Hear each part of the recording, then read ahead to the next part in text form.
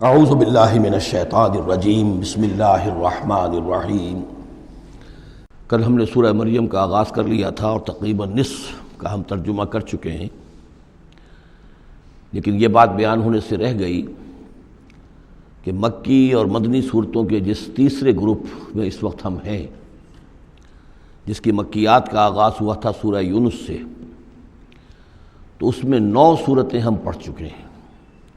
جیسا کہ میں نے عرض کیا، وہ 9 صورتیں تین صورتوں کے سب گروپس کی شکل میں ہیں۔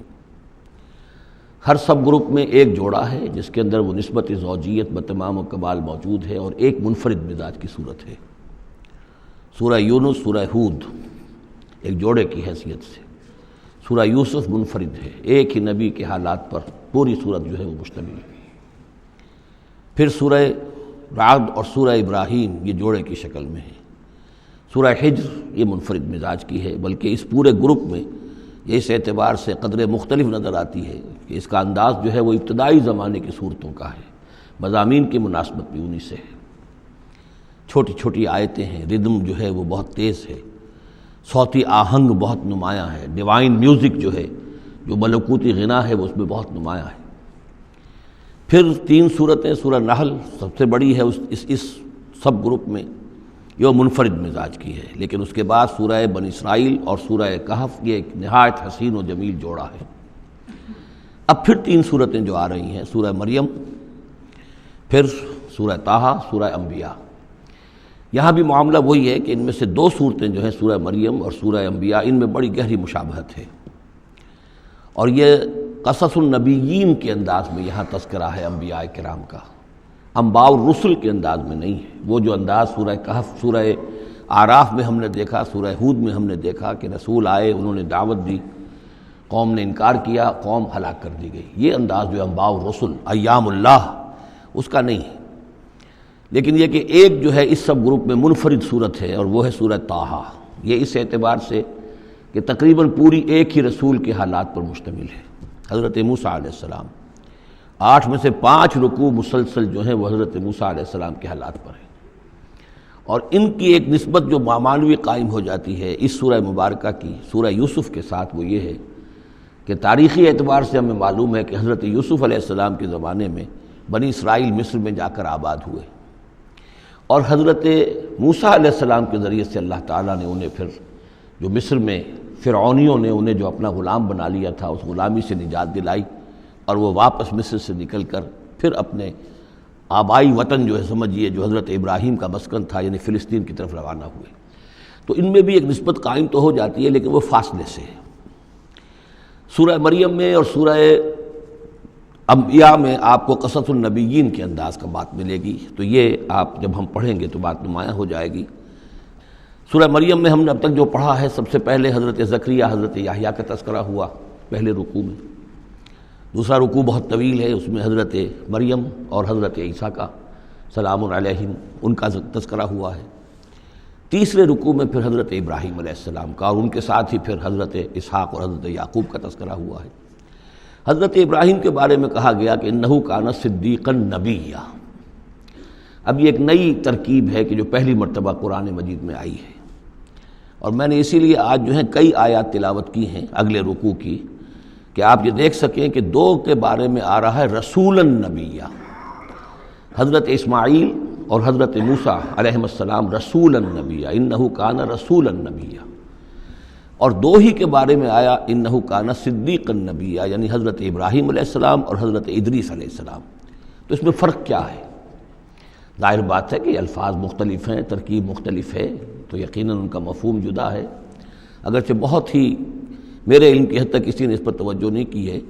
بلکہ ایک بہت بڑے عالم تھے جو مفسر قرآن بھی ہیں، ان سے جب میں نے تذکرہ کیا تو ان کا کہ کیا واقعی ایسا ہے؟ یعنی یہ کہ وہ تفسیر بھی لکھ چکے تھے، لیکن انہوں نے توجہ نہیں کی۔ ہوتا یہ ہے کہ آدمی جب گزر جاتا ہے تیزی کے ساتھ، اگر کسی چیز کی توجہ نہیں ہوتی، کیا واقعی ایسا ہے کہ 2 کے بارے میں ہے رسول النبیہ اور 2 کے بارے میں ہے صدیق النبیہ؟ تو میں نے ان سے سوال کیا تھا کہ اس میں پھر کیا فرق ہے۔ اس کے لیے میں چاہتا ہوں کہ جو جس حد تک کہ مجھ پر وہ بات اللہ تعالیٰ نے منکشف فرمائی ہے، وہ آپ پر بھی میں آپ کے ساتھ بھی شیئر کروں، کہ یہ جو ہم پڑھ چکے ہیں، ایک تو سورہ فاتحہ میں اہدنا الصراط المستقیم صراط الذین انعمت علیہم، راستہ ان کا ہمیں دکھا اور ان کے راستے پر چلا جن پر تیرا انعام ہوا۔ اس کی وضاحت سورہ نساء میں آئی، وَمَن يُطِعِ اللَّهَ وَالرَّسُولَ فَأُولَٰئِكَ مَعَ الَّذِينَ أَنْعَمَ اللَّهُ عَلَيْهِم مِّنَ النَّبِيِّينَ وَالصِّدِّيقِينَ وَالشُّهَدَاءِ وَالصَّالِحِينَ وَحَسُنَ أُولَٰئِكَ رَفِيقًا۔ یہ منعم علیہم جو ہیں، جن پر اللہ تعالیٰ کا انعام ہوا ہے، یہ جو جماعت ہے منعم علیہم کی، اس کے 4 درجات ہیں۔ اوپر سے چلیں گے تو انبیاء سب سے اوپر ہیں، پھر نیچے ان کے درجہ ہے صدیقین کا، پھر ان سے نیچے شہداء کا، اور پھر بیس لائن سمجھیے کہ وہ صالحین مومنین جو نیک دل مسلمان ہیں، مخلص ہیں، صادق القول ہیں، صادق الایمان ہیں، یہ گویا کہ بیس لائن ہے۔ نیچے سے چلیں گے تو اس بیس لائن سے اگر کوئی شخص ترقی کرے گا تو پھر درجہ اس کے لیے کیا ہے؟ شہادت کا ہے، اس کے اوپر ایک درجہ صدیقیت کا ہے، اور یہ آخری درجہ ہے، اس لیے کہ اس سے آگے نبوت کا جو درجہ ہے وہ اکتسابی نہیں ہے، وہ تو وہبی ہے،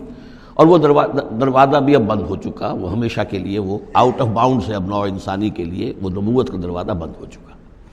اس صدیقین اور شہداء کے درمیان کیا فرق ہوتا ہے، اس کو اب سمجھ لینا چاہیے، اور اس کو جدید سائیکالوجی کی 2 اصطلاحات کے حوالے سے آپ بڑی آسانی سے سمجھ سکیں گے۔ اللہ تعالیٰ نے عام طور پر انسانوں کو 2 مختلف مزاجوں پر بنایا ہے، ایکسٹروورٹس، انٹروورٹس۔ کچھ لوگ ہوتے ہیں کہ جو باہر کی دنیا سے انہیں زیادہ دلچسپی ہوتی ہے، کچھ کھیل کود میں، سیر میں، باغ، یہ وہ، باہر کی دنیا سے ملنا جلنا، لوگوں سے ملیں گے، وہ پبلک میں ہوں گے، مجلس میں ہوں گے تو زیادہ چہکیں گے، زیادہ خوش ہوں گے۔ کچھ لوگ برعکس مزاج کے ہوتے ہیں، وہ دروبین قسم کے لوگ ہوتے ہیں، انٹروورٹس۔ وہ اپنے خیالات ہی میں مگن رہتے ہیں، غور و فکر کرتے ہیں، سوچ بچار کرتے ہیں، انہیں تنہائی زیادہ پسند ہوتی ہے، تنہائی میں وہ زیادہ خوش رہتے ہیں۔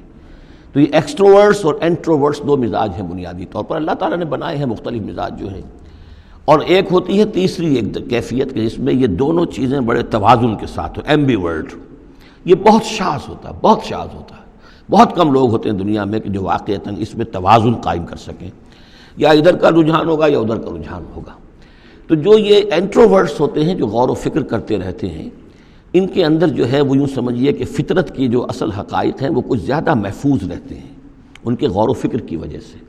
پھر وہ کائنات کے بارے میں بھی سوچتے ہیں، تو اس کائنات کی تمام آیات الہیہ بھی گویا کہ ان سے ہم کلام ہوتی ہیں، اشارے کرتی ہیں۔ یہ وہ لوگ ہوتے ہیں کہ جن تک گویا کہ وہ حقائق از خود روشن ہو چکے ہوتے ہیں ان تک، کہ جیسے ہم نے سورہ فاتحہ پڑھتے ہوئے کہا کہ کچھ لوگ ہوتے ہیں اپنی فطرت سلیمہ اور عقل سلیم کی رہنمائی میں یہاں تک تو پہنچ گئے کہ اللہ کو پہچان لیا، آخرت کو پہچان لیا، یہ بھی سمجھ لیا کہ اللہ ہی کی بندگی کرنی چاہیے، کیسے کریں یہ پتہ نہیں، اہدنا الصراط المستقیم، اب وہ راستہ مانگتے ہیں کہ ہمیں راستہ دکھا۔ یہ صدیقین ہوتے ہیں، اور ان کی شان یہ ہوتی ہے کہ جیسے ہی کسی نبی کی دعوت ان کے کان میں آتی ہے وہ ایسے لپک کر قبول کرتے ہیں کہ گویا کہ منتظر بیٹھے تھے، جیسے کوئی شخص وضو کر کے بیٹھا ہوا کہ بس اذان کی آواز آئے اور میں چلوں، اتنا ہی ہوتا ہے۔ اسی لیے حضور نے فرمایا ابو بکر رضی اللہ تعالیٰ عنہ کے بارے میں کہ میں نے جس کے سامنے بھی ایمان کی دعوت پیش کی اس نے کچھ نہ کچھ توقف ضرور کیا، سوائے ابو بکر کے ایک لحظے کا توقف نہیں کیا، گویا کہ وہ تو تیار بیٹھے ہوئے تھے۔ البتہ جو ایکسٹروورٹس ہوتے ہیں وہ چونکہ ان کی توجہ نہیں ہوتی حقائق کی طرف، وہ دنیا میں مگن ہیں، کھیل کود میں ہیں، شکار میں ہیں، کشتیوں میں ہیں، ہنسی مذاق میں ہیں، گفتگوؤں میں لگے ہوئے ہیں، تو انہیں کچھ زیادہ غور و فکر کی ان کے اندر جو ہے طبیعت کے اندر میلان نہیں ہوتا اس کا، لہذا انہیں دیر لگ جاتی ہے نبی کی دعوت کو سمجھنے میں، اس کی طرف متوجہ ہونے میں۔ لیکن یہ ہے کہ جب ان کا توجہ ہو جاتی ہوتی بھی عام طور پہ جذباتی انداز میں ہوتی ہے، لیکن جب ان کی توجہ ہو جائے جذباتی انداز میں تو پھر یہ ہے کہ وہ چونکہ ہوتے ہیں ایکٹیو زیادہ ہوتے ہیں، لہذا وہ اپنی فعالیت کی وجہ سے آگے نکل جاتے ہیں، بظاہر وہ صدیقین سے آگے نکل جائیں گے فعالیت کی وجہ سے، اس لیے کہ وہ فعال زیادہ ہیں۔ اب اس کی مثال حضرت عمر ہے، حضرت حمزہ ہیں رضی اللہ تعالی عنہما، 6 سال لگ گئے۔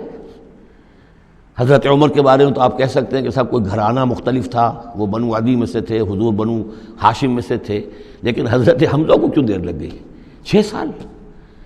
سگے چچا ہیں، دودھ شریک بھائی ہیں، ساتھ کے کھیلے ہم جولی ہیں، نہایت محبت کرنے والے حضور سے، اور اسی کیفیت کے اندر وہ ایمان لائے کہ ایک روز آئے باہر سے، شکار کھیل کر آ رہے تھے، کئی دن باہر رہے تھے، واپس آئے تو ابھی گھر میں داخل نہیں ہوئے تھے، لونڈی نے کہا کہ آج تو ابو جہل نے بڑی گستاخی کی ہے آپ کے بھتیجے کے ساتھ، اور بس یہ سنتے ہی آگ بگولا ہو کر گئے ہیں، کمان جا کے ماری ابو جہل کے سر میں کہ تم نے یہ کیا ہے، اور اسی وقت کا اچھا میں اس پر ایمان لایا، آؤ کرو مقابلہ تم، یہ ان کے ایمان کا معاملہ ہے۔ تو یہ اب حمزہ ہے، اسی طرح حضرت عمر ہیں، چلے تھے حضور کو قتل کرنے کے ارادے سے، لیکن اپنی بہن کے اندر جو دیکھی، اس کے اندر یہ کہاں سے اتنی استقامت آ گئی کہ بھائی جان چاہے آپ ہمیں قتل کر دیں، جان سے مار دیں، لیکن اب یہ جو دین ہم نے قبول کیا اس کو ہم چھوڑنے والے نہیں ہیں۔ بہنوئی کو تو مار مار کے لہو لہان کر دیا تھا سعید ابن زید کو، بہن کو بھی مارا ہے، لیکن پھر اچانک بدل گئے۔ پھر وہی عمر جو ہے جو تلوار ننگی لے کے چلا تھا قتل کرنے کے ارادے سے، گردن میں تلوار حمائل کیے ہوئے، جیسے غلام ہوتے ہیں، ان کے ہاں غلاموں کا رواج یہ تھا، ان کی تلواریں گردنوں میں حمائل ہوتی تھی، وہ آ رہا ہے اور ایمان لا رہا ہے۔ تو یہ ہے شہداء، صدیقین اور شہداء۔ تو اب مزاج جو ہے انبیاء میں بھی آپ کو ملے گا، کچھ لوگوں کا مزاج شہداء سے مناسبت رکھتا ہے۔ حضرت اسماعیل کا آپ نے سنا ہوگا، یہ واقعات قصوں میں آتے ہیں، وہ شکار جیسے کہ حضرت حمزہ کی کیفیت ہے، وہ نکل جاتے تھے۔ حضرت ابراہیم 2 مرتبہ گئے ہیں، ملاقات ہی نہیں ہوئی، اس لیے کہ وہ اپنے شکار پر نکلے ہوئے تھے۔ اس طرح کا معاملہ حضرت اسماعیل کا تھا۔ حضرت موسیٰ بھی جلالی مزاج کے آدمی تھے، ایک آدمی کو مکہ مارا ہے اور اس کی جان نکال دی۔ حضرت ابراہیم وہ دوسری قسم، وہ صدیق النبی، ان کے مزاج جو ہے وہ اس نوعیت کا، صدیقیت کے ساتھ مناسبت رکھنے والا۔ تو نبوت تو ان کو بھی ملی، نبوت ان کو بھی ملی، لیکن مزاجی فرق کی وجہ سے ایک صدیق نبی ہے اور ایک رسول نبی ہے۔ اس لیے کہ رسول کے ساتھ جو لفظ مناسبت رکھتا ہے وہ شہادت ہے۔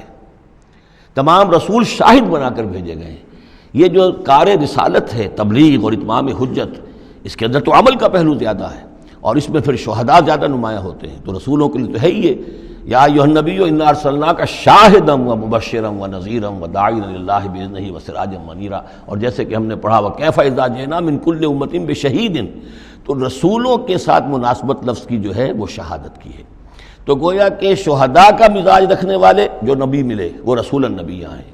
اور صدیقیت کا مزاج رکھنے والے جن کو نبوت مل گئی وہ صدیق نبی ہیں۔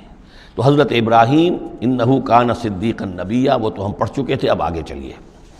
ابھی اس موضوع پر مزید گفتگو سورہ حدید میں چل کر ہوگی۔ اولئک ھم الصدیقون والشہداء عند ربہم، اس کے جو دوسرے رکوع کے آخر میں یہ آیت آئی ہے، تو وہاں جا کر انشاءاللہ اس کے سلسلے میں مزید کچھ گفتگو ہوگی۔ صدق اللہ العظیم۔